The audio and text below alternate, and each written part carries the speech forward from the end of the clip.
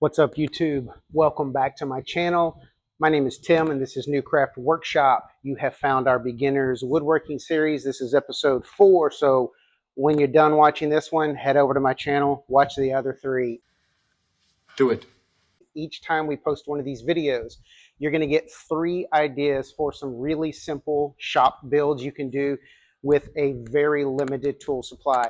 All of these builds are going to require 3 tools or less, and we're going to make it super simple. We give you a blueprint for each of these designs and make the most basic version of them that we can. And then it's up to you to customize it and make it your own. So today we got 3 awesome new projects we're about to get started on. So let's not waste any more time. Let's get right into project number 1. For project 1 this week, we're going to make this really cool little step stool. This thing is perfect for the laundry room, your kid's bathroom, or for those times when you're trying to get to that special bottle of wine that's supposedly saved for when company arrives. All right, for project 1, this cool little stool we're going to make, you're going to need a 1x8, you're going to need a 1x12, and you're going to need some 1x2. For those of you who in the past have asked, will you give us a cut list? Will you tell us a little more detail about the measurements? So what we're going to do is we're going to start popping it up right here.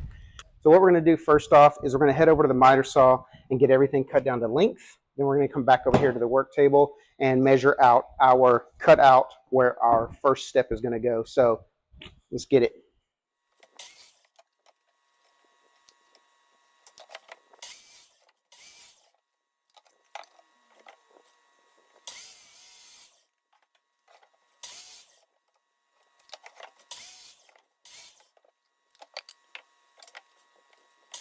So these are going to be the sides of our step. We're going to notch out here. That's going to give us our treads. What we want to notch out is going to be half of this. Remember, we cut this at 13.5. So we'll want to come down here and make a mark at 6 3/4.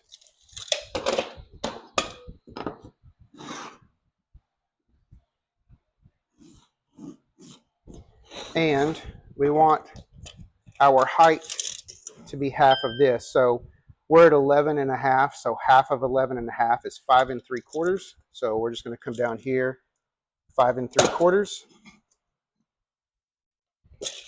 And we're going to do the same thing here. Just mark this off. This right here, this is what's coming out. And as you can see, then we're going to have our 2 steps. This is where our treads are going to go. So we're going to head back over to the miter saw to cut this.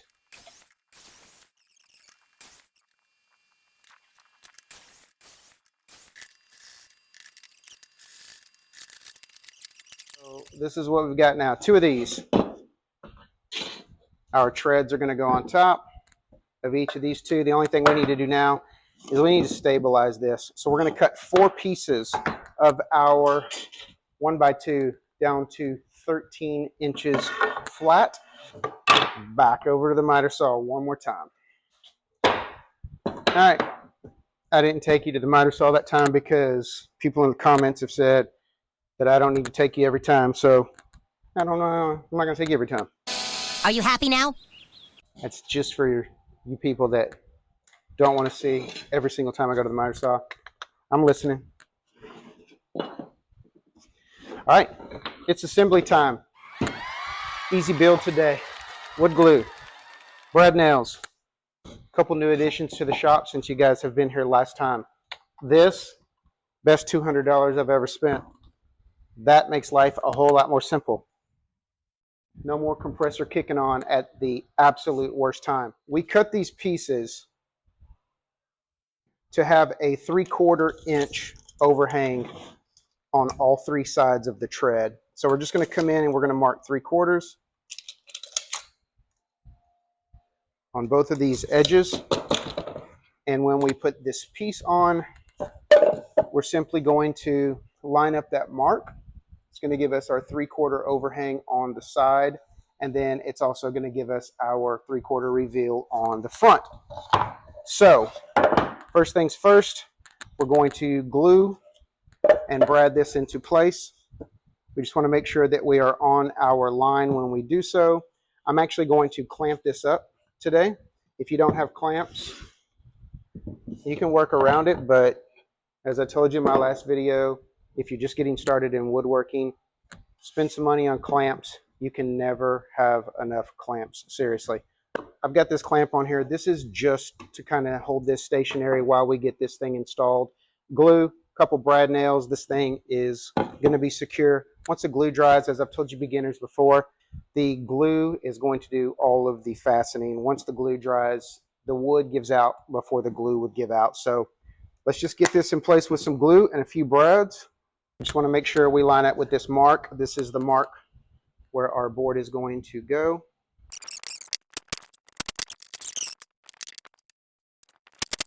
All right, repeat for the top step.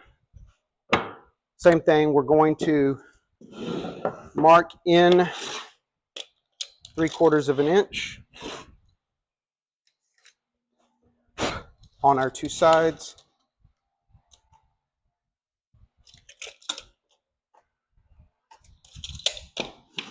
And on this one, when we install this, we want the back, hopefully you can see this over here, we want the back of this board flush with the back of our risers.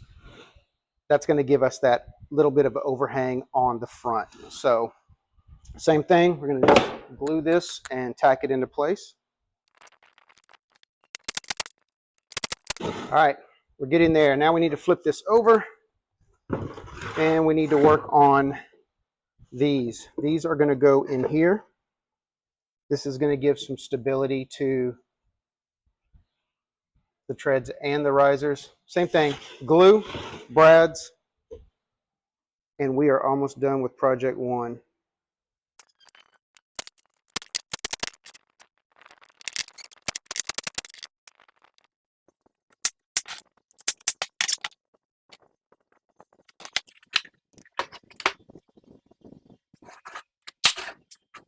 That's it, build one. Let's get to build number two. So next up, we're making our version of a very basic ladder shelf. A few straight cuts, and we're popping in something new on you this time, guys. We're going to learn to cut some angles that are not 90 and 45 degrees. So let's get right to it. Let's get after build two. You're going to need a 1x6, and you're going to need two 1x4s, 8-foot length on all three pieces. These are going to make up the sides, and these are going to make up the shelves. So the first thing we need to do is we need to get everything cut down to length. Now we are going to be playing with angles here today, guys. Geometry's easy, yo. First time on the beginners that we've cut anything at anything other than a 45-degree angle, which if you don't own a miter saw and you're using a miter box, you've got that 45-degree guide cut into that plastic box. We're going to be doing 15-degree angles today. Very inexpensive way to find the angle on a board. You can pick up a plastic version of this for, I don't know, I'll post a price here up on the screen for you guys at the big box stores. Basically, you have a pivot point back here. This is your pivot, and along here are your angles. We're looking for 15 degrees, so all we're going to do is, if this was our length where we wanted our cut made, we'll put our pivot point right on that, hold that in place, and pivot. We're going to pivot this until the 15-degree tick mark lines up with the edge of our board. When that is lined up, you can come back here and mark this. This is now a 15-degree angle. This is what we're going to cut at the top and the bottom. Grab one of these. I'll put a link down below for a cheap one on Amazon if you guys want to pick up a cheap one for your shop. This is not something you're going to use for extreme precision when it comes to woodworking. This is something that is going to give you a rough cut line, but this is absolutely great and crucial if you plan on doing any kind of cuts in your shop that are not 45 degrees cuts or cuts that your miter saw has positive stops on. grab one of these guys. You're going to want one. First thing we need to do is we need to get all of this stuff cut down to length. I'm going to head over to the miter saw, and while I'm cutting, I'll pop up the cut length and quantities like I did last time. Let's get over there and get it done.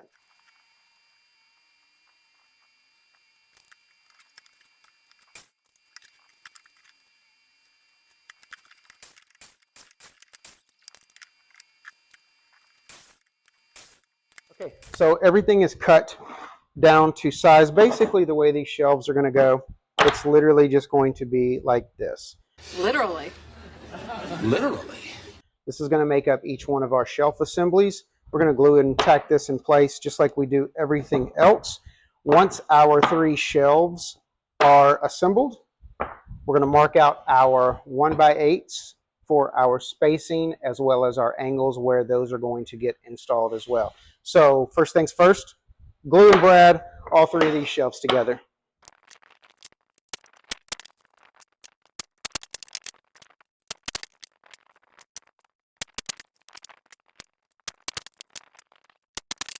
Time for mounting these on here. Now, remember we have this 15-degree angle right here. So when we mount our shelves, they cannot be mounted at 90 degrees. They also are going to have a 15-degree angle to them when they get mounted. So from this corner, we want to measure up 12 inches.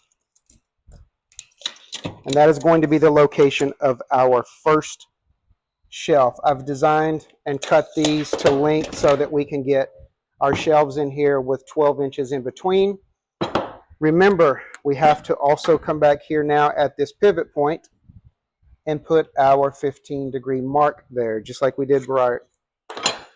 Now when our shelf mounts, it's going to mount on that line. And I am actually going to use something I don't use very often on this channel, which is my glue spreader. I don't know why, but people tend to comment down below not to use my fingers. But I will tell you right now that my fingers work just fine to do this. But we'll make some people happy today, and we'll use the glue spreader. So we just want to make sure we get a good coat on here.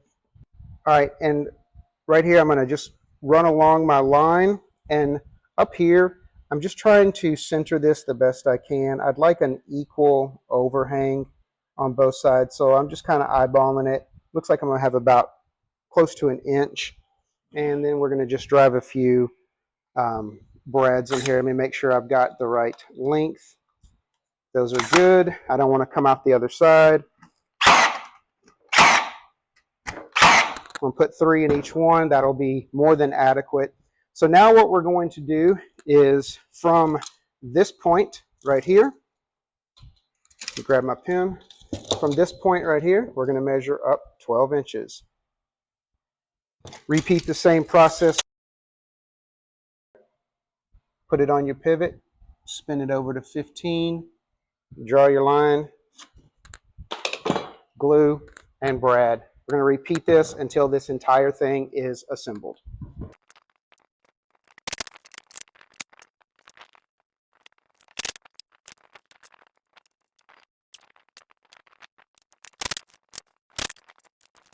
So this is it. It's got some touch-up to go. I'm going to fill in all these nail holes. Of course, I'm going to remove the stickers that Home Depot decides to put all over their lumber. I'm going to give this a good sanding, and this will probably get painted and put somewhere in the house.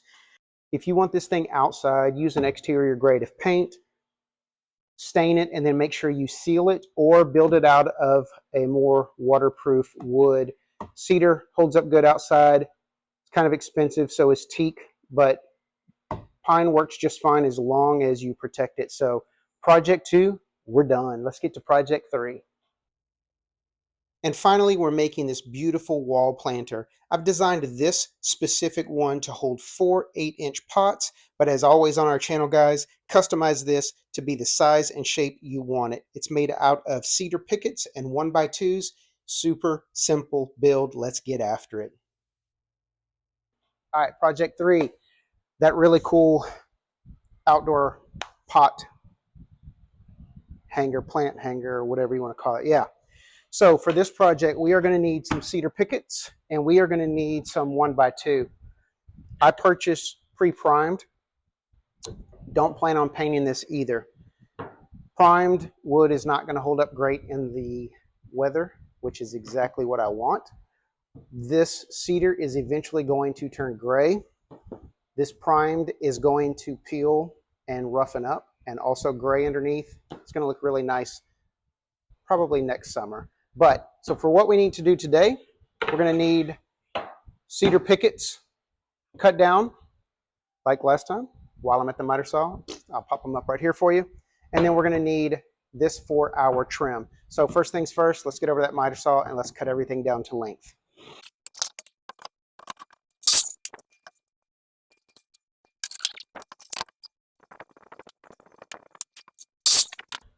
All right, so we have our 4 pieces cut.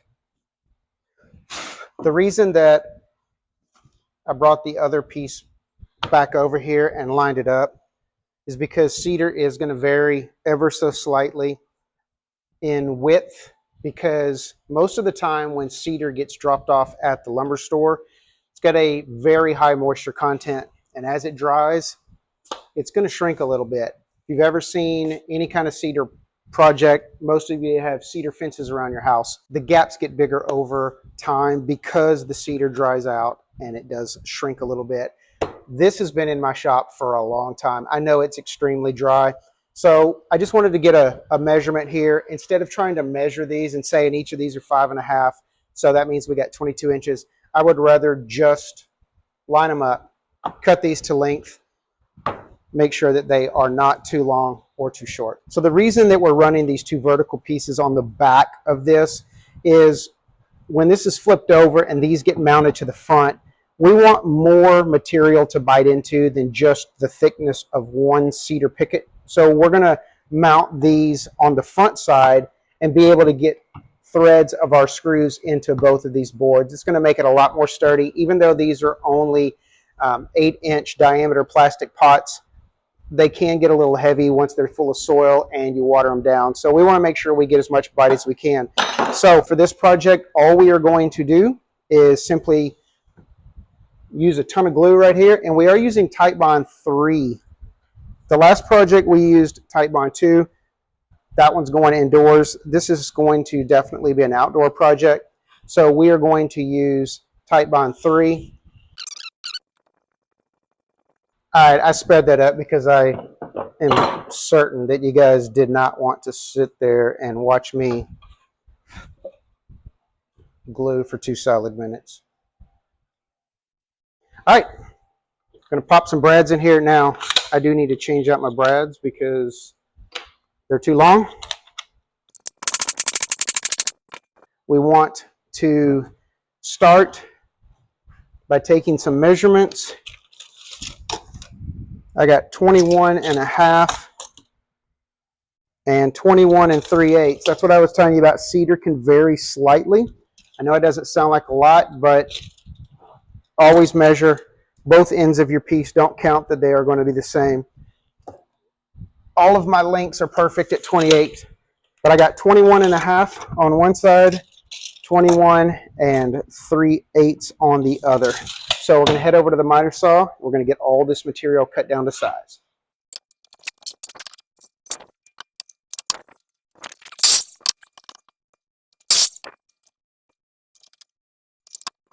Okay, so beginners, if you don't have CA glue and activator, this is a cheap thing that you should buy for your shop. Projects like this, I am going to build 3 sides of this down here prior to putting it on that. I find it's just easier. Plus it helps me get these nice and tight. So the way this works is one side gets your CA glue, the other side gets your activator, and then you're going to push and hold this together for about 5 seconds. Once it's set up, we're going to drive a brad in either side just to make sure this doesn't go anywhere, and this will be nice and secure. So CA glue on one side, activator on the other. Line these corners up. Make sure you don't get the stuff on your finger. Hold this in place for 4 or 5 seconds. Sometimes you'll actually see the glue in the activator bubbling out right here. If you do, you can just sand it off. But yeah, this is a nice secure joint now. This will stay together. And again, look, see, this is why you need this stuff, guys. Pick yourself up some. And we're just going to wrap this around. We're going to do the same thing on these corners. A little glue, little activator. We're going to hold this in place for about 5 seconds. And then we're going to move over to this last piece right here. Same thing. And now we can take and go around and brad our frame to our assembly.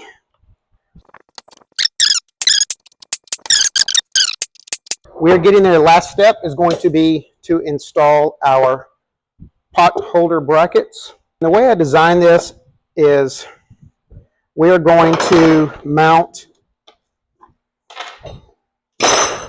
the top of this bracket on the top edge of this cedar picket, and we are going to measure in. We want this one at 7 inches, and then our other one, since these are 28, this is going to go at 21. All we're going to do here is line this up with that mark, line up this portion with the top of the second picket, drive our screws in, and that's it. Cedar is a pretty soft wood, so we're not even going to bother pre-drilling. And these do not have to be super precise. This is a rustic outdoor thing. We're going to drive 2 screws in each one of these. This is going to be more than enough to hold these pots in place.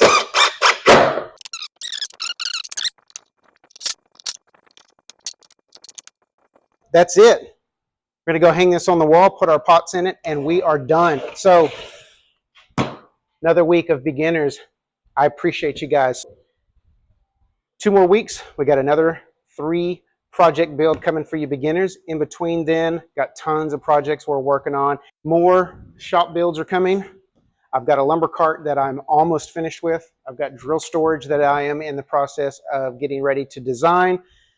Appreciate your time, guys. As always, thank you so much for the support and the love you guys have given us since we started this channel. Totally beyond anything we expected, and it's all because of you guys. So that's it. Hope you guys have a great afternoon, and we'll catch you on YouTube.